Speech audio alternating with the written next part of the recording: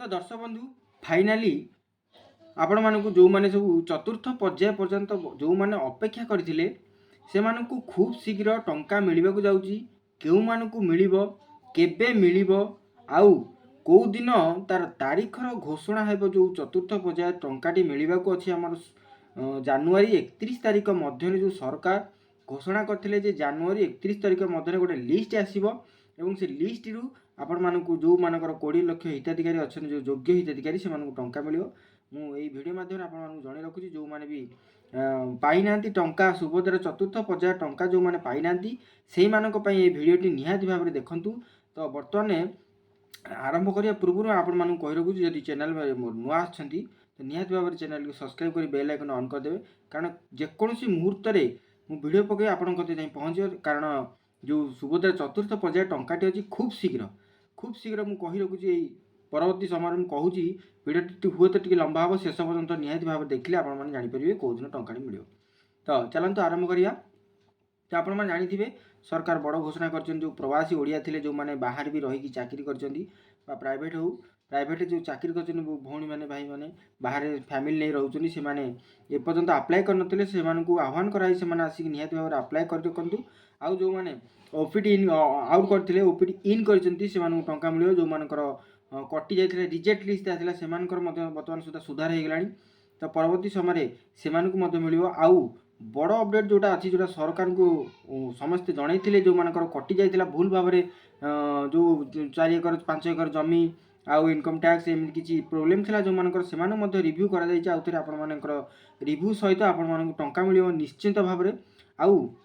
सबुठ बड़ कथा हूँ जो मैंने ओपीडी आउट करते से बर्तमान सुधा ओपीडी इन कर बर्तमान चेकिंग चलती प्रकृत से योग्य हिताधिकारी कि नहीं आ खूब शीघ्र गोटे लिस्ट प्रकाश हो आज हूँ 26 तारीख जानुरी 26 तो हुए तो आज गोटे बड़ डिक्लेयर हो पारे से डिक्लेयर हूँ डेट से डेट टी हुए तो जानुरी 31 तारीख लास्ट डेट आप टंका मिल आज जानुरी 26 निहाती भाव में गोटे बड़ अपडेट संध्या बा राति सुधा आपण मानक मिल जदि न मिले तो निहाती भाव में मत कमेंट करेंगे निहाती भाव में आज सुधा कि सकाल सुधा आपण मानक खबर मिल कि सुभद्रार टंका जानुरी 31 तारीख में किंबा आउ 2 दिन गड़े देवे कारण सरस्वती पूजा श्रीपंचमी अच्छी जेहेतु जानुरी कहते हुए तो आउ 2 दिन गड़े कि जानुरी 31 हो नचेत श्रीपंचमी दिन आपण मानक मिल से मिल जो मान स्टाटस आमर केवाईसी अच्छी बायोमेट्रिक आई केवाईसी स्थिति अच्छी केवाईसी स्थिति कंप्लीटेड अच्छी केवाईसी प्रकार अच्छी बायोमेट्रिक आउ जो मानकर आपण मानकर प्रोसेस जोटा अच्छी जोटा अंडर प्रोसेस थी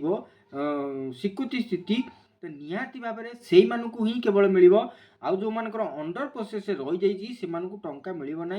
तो खूब कम समय आपन पाखे रहा जदि अप्लाई करना तो निहाती भाव में अप्लाई कर रखु जदि अप्लाई कर स्टाटस बर्तमान खूब शीघ्र चेक करूँ जिते शीघ्र चेक करी आपण स्टाटस जदि केवाईसी ना तो निहाती भाव में केवाईसी करा जमा 10 मिनिट रु 5 मिनिट भितर लगुच जनसेवा केन्द्र जदि केवाईसी जानी पारना तो मतलब कमेंट करूँ मुझे निहाती भाव में जनईदेवी कौट देखुं आपण जिला आपण ब्लॉक आपण ग्राम पंचायत आपण ना जदि सीरियल भाव में मतलब लिखि पठेबे निहाती भाव में बहुत लोक कमेंट रे आपण रिप्लाई देछि बहुत लोक मतलब साहाय्य पाइछन्ति जदि जानी पारना निहाती भाव में मत कमेंट कर मुझे जनईदेवी एटा गोटे बड़ अपडेट आज 26 तारीख आज संध्या सुधा किंबा काली सकाळ सुधा आपण डेट टी घोषणा हो डेट टी घोषणा प्रथम मो चैनल निहाती भाव में जेहेतु सरकार घोषणा हो सारापर आपण जब जापारना न्यूज देखिपारना